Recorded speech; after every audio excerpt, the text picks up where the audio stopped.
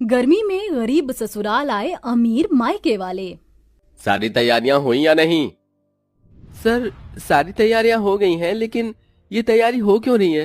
क्या कोई खास आने वाला है? हाँ, हमारी कंपनी के बॉस की बेटी जानवी जी आ रही हैं। अब से वही इस पूरी कंपनी को हैंडल करेंगी। अरे, लगता है वो आ गई। कंपनी के सारे लोग अपनी न्यू बॉस जानवी का स्वागत करते हैं। हेलो, मेरा नाम है जानवी और अब से मैं ही कंपनी को हैंडल करूंगी। पुराने रिकॉर्ड से मुझे पता चला है कि हमारी कंपनी में पिछले कई सालों से काफी लॉस हुआ है, इसलिए अब आप सबको खूब मेहनत करनी होगी और इस लॉस को रिकवर करना होगा। जानवी की बात सुनकर जहां सारे स्टाफ के लोग तालियां बजाते हैं, वहीं स्टाफ में काम कर रहे रोहन और शरद का मुंह बन जाता है। अरे, ये जानवी तो काफी पढ़ी लिखी लग रही है। कहीं इसे पता लग गया कि इतने सालों से कंपनी में जो लॉस हो रहा है उसे हम लोग ही कर रहे हैं, तो जिंदगी भर जेल में चक्की पीसनी पड़ेगी। ऐसा नहीं होगा, इससे पहले ही हम इसका खेल खत्म कर देंगे। शरद रोहन जानवी को मारने का प्लान बनाते हैं। राजीव उनके केबिन के बाहर की सफाई कर रहा होता है, जिसके चलते वो शरद और रोहन की सारी बातें सुन लेता है और भागता हुआ सीधा जानवी के केबिन में जा पहुंचता है। तुम इस तरह बिना परमिशन के मेरे केबिन में कैसे आए? राजीव जानवी को सारी बात बताता है, जिसे सुनकर जानवी को यकीन तो नहीं होता, लेकिन वो फिर भी पुलिस को कांटेक्ट कर लेती है। वहीं शरद और रोहन जैसे ही जानवी को मारने के लिए उसके कमरे में आते हैं, तो पुलिस उन्हें पकड़ लेती है और सीधा जेल में ले जाती है। राजीव, तुम्हारा बहुत बहुत शुक्रिया। अगर तुम ना होते तो शायद आज वो लोग मुझे मार ही देते। ये आप कैसी बातें कर रही हैं? इस कंपनी का मैंने नमक खाया है और मैं अपने जीते जी इस कंपनी में कभी कुछ गलत नहीं होने दूंगा। कहने को राजीव इतनी बड़ी कंपनी में सिर्फ एक मामूली पियून था, लेकिन उसकी बातें सुन जानवी उससे काफी इम्प्रेस हो जाती है, जिसके चलते अब दोनों में काफी अच्छी दोस्ती हो जाती है और यही दोस्ती सिर्फ कुछ महीनों में प्यार के रिश्ते में बदल जाती है। जानवी राजीव से शादी करना चाहती थी, इसलिए वो अपने माता पिता को राजीव के बारे में बताती है। जानवी, तुम्हारा दिमाग तो नहीं खराब हो गया? इतनी बड़ी कंपनी की बॉस होकर तुम एक प्यून से शादी करना चाहती हो? लोग क्या कहेंगे? लोग क्या कहेंगे मुझे इससे कोई मतलब नहीं है। मैं राजीव से प्यार करती हूँ और उसी से ही शादी करूंगी। ठीक है, अगर यही तुम्हारा आखिरी फैसला है तो हमारा फैसला भी सुन लो। अगर तुम उस गरीब से रिश्ता जोड़ोगी तो तुम्हें हमसे सारे रिश्ते नाते खत्म करने होंगे। जानवी राजीव से बहुत प्यार करती थी, इसलिए वो अपने माँ बाप से सारे रिश्ते तोड़ देती है। वहीं मुकेश जानवी के सारे क्रेडिट कार्ड को भी ब्लॉक कर देता है। साथ ही साथ राजीव को भी कंपनी से निकाल देता है, जिसके बाद राजीव और जानवी मंदिर में शादी कर लेते हैं। शादी के बाद राजीव के माता पिता और बहन जानवी का घर में गृह प्रवेश करते हैं। क्या हुआ बहू, क्या देख रही है? ऐसे यही ना कि तेरा ससुराल इतना छोटा क्यों है? नहीं माँ जी, ऐसा नहीं है। घर तो रिश्ते और प्यार से बनता है। बड़ा घर होकर भी अगर उसमें प्यार और रिश्ते ना हो तो ऐसे घर का क्या फायदा?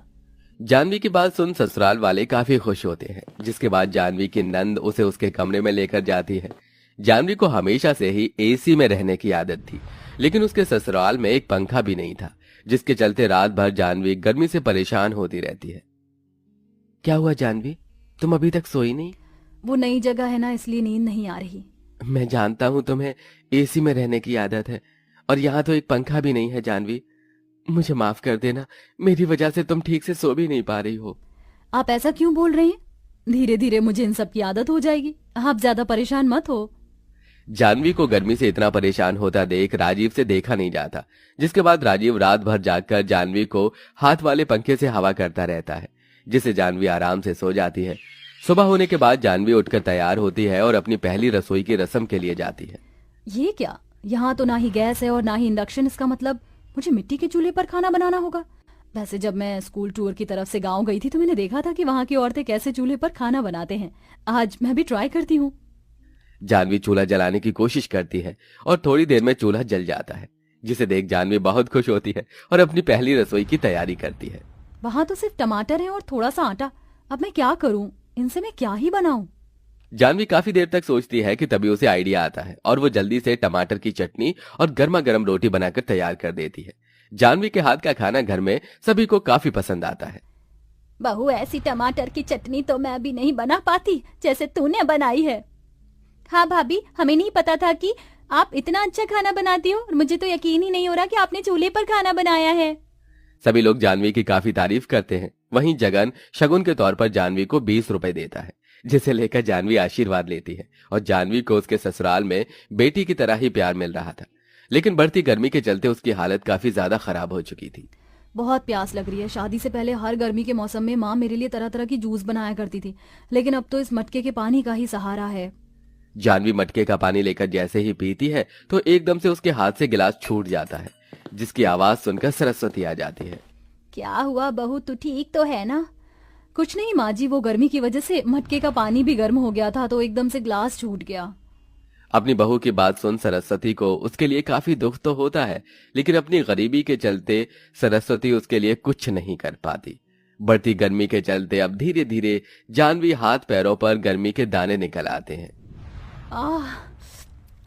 बहुत जलन हो रही है। गर्मी के दाने की वजह से जानवी को काफी तकलीफ होती है। तभी जानवी अचानक बेहोश हो जाती है, जिसे देख सारा परिवार काफी परेशान होता है। राजीव जल्दी से डॉक्टर को बुलाता है। डॉक्टर के चेकअप करने पर घर में सबको पता चलता है कि जानवी पेट से है। जानवी की गर्भवती होने की खबर से सारा परिवार खुश हो जाता है। बहू, हम गर्भवती है। अब मैं भी तेरे साथ मजदूरी करूंगा ताकि हम सब बहू को अच्छे से ख्याल रखें। इस उम्र में भला आप काम करेंगे? आपको काम करने की कोई जरूरत नहीं है। मैं और राजीव मिलकर सब संभाल लेंगे। लेकिन कैसे बहू? माँ जी, आपने ही तो कहा था ना कि मैं खाना अच्छा बनाती हूँ, तो मैं सोच रही थी कि मैं समोसे और पकौड़े की रेडी खोल लेती हूँ। ज्यादा मेहनत भी नहीं लगेगी और कमाई भी अच्छी खासी हो जाएगी। जानवी की बात सुन राजीव अपने दोस्तों से कुछ पैसे उधार मांग कर आता है। एक किराए पर ठेला लेकर जानवी को समोसे पकौड़े की रेडी खोल देता है और अब जानवी कड़ी धूप में समोसे बेचती है। इतनी गर्मी में गर्भवती अवस्था में खुद को इतना परेशान देख जानवी को अपने बीते कल की याद आने लगती है। बेटा, थोड़ा सा और पी लो। पहले ही आपने इतने सारे फ्रूट्स खिला दिए और अभी जूस। ये सब तुम्हें गर्मी में हाइड्रेटेड रखेंगे। तुम्हें पता है ना कि गर्मी में तुम्हारी तबीयत कितनी जल्दी खराब होती है। अपने बीते पल को याद करते हुए जानवी की आंखों में आंसू आ जाते हैं। तभी उसके सामने से एक बड़ी सी गाड़ी गुजरती है। उस गाड़ी में कोई और नहीं बल्कि उसके माता पिता होते हैं। अपनी बेटी को गर्भवती हालत में धूप में समोसे बेचते हुए देख मुकेश और मेघना की आंखों में आंसू आ जाते हैं। ये हमारी बेटी की क्या हालत हो गई है। सुनिए जी, मुझे मेरी बेटी के पास ले चलिए। मैं उसे अब ऐसी तकलीफ में और नहीं देख सकती। अगले दिन होते ही मेघना और मुकेश सीधा जानवी के ससुराल पहुंचते हैं, जहां वो देखते हैं कि जानवी की सास और नंद जानवी के हाथ पैरों की मालिश कर रहे हैं। बहू, तुझे इतनी धूप में समोसे बेचने की क्या जरूरत है? तू कहे तो मैं और राशि ये काम कर लेते हैं। माँ बिल्कुल ठीक कह रही है। आपने अपनी हालत देखिए। चलिए अब जल्दी से ये दूध पी लो, आपको फिर दवाई भी खानी है। अपनी बेटी की सास और नंद को अपनी बेटी का इतना ख्याल रखता देख मुकेश और मेघना काफी खुश होते हैं। तभी जानवी की नजर अपने माता पिता पर जाती है, जिनको देखकर वो बहुत खुश होती है। पापा, आप लोग आ गए?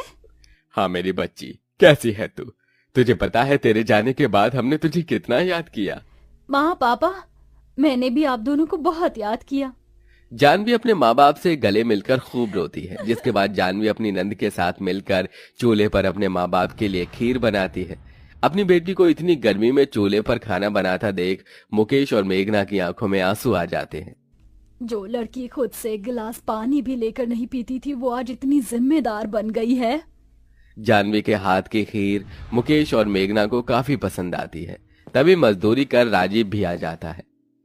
अरे मैम, सर, आप दोनों यहाँ? मैं तो सोच भी नहीं सकता था कि आप लोग कभी हमारे घर भी आएंगे।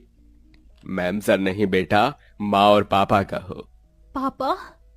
हाँ बेटा, हमने तुम लोगों को माफ कर दिया। हम सोच भी नहीं सकते थे कि हमारी फूल सी बेटी कभी इतनी जिम्मेदारियां भी उठा पाएगी। हमें तो खुशी है कि इसे शादी ने तुम्हें कितना जिम्मेदार और समझदार बना दिया है। मुकेश और मेघना की बात सुन जानवी बहुत ज्यादा खुश होती है। अब मुकेश राजीव को अपनी कंपनी में एक अच्छी पोस्ट पर रख लेता है और उनके घर जरूरत की सभी चीजें, पंखा, एसी भी लगवा देता है, जिससे अब धीरे धीरे उनके घर के हालात भी ठीक होने लगते हैं। वहीं कुछ महीनों में जानवी एक प्यारी सी बेटी को जन्म देती है और अब वो सभी खुशी खुशी रहते हैं।